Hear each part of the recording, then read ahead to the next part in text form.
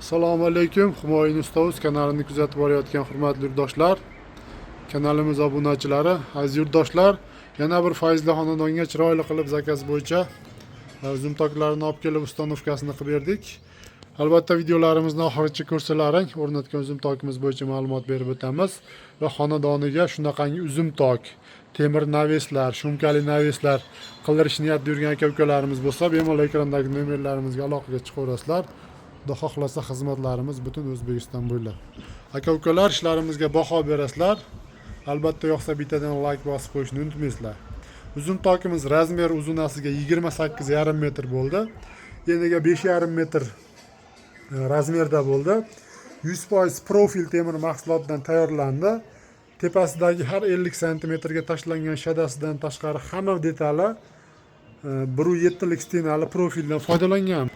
Hurmatli yurtdoshlar, mana shu stoyka qismidan boshlasak, ko'rsatib o'tishni 8 ga 8 lik 1.7 lik stenali profilda bo'lgan va tagiga mana 1 metrlik chiroyli qilib juda ko'p yurtdoshlarimiz so'rashadi, tumbalarini qo'yib mana shu 2 metr qismiga uzun qilib gulpul taragani, dorpor sifatida foydalangani profil tortib berganmiz va burchak gullari, xorilari 2 lik listda lazerda gul o'ydirib chiroyli qilib ishlab berib qo'yilgan.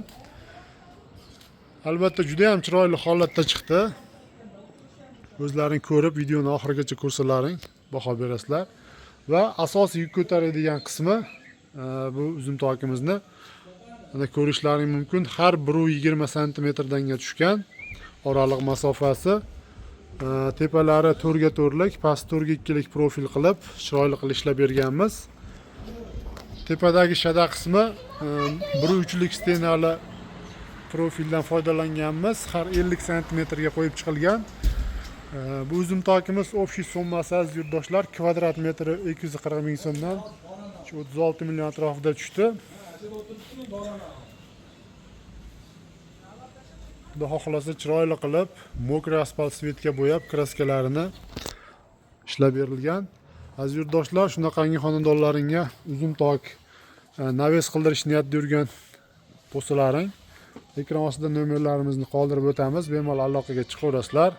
Xudo xohlasa tanlagan fasondagi, istalgan dizayndagi temir tok, temir naves, shumkali naves zakaz bo'yicha O'zbekiston bo'ylab zakaz qabul qilib, tayyorlab ustanovkalarini qilib beramiz.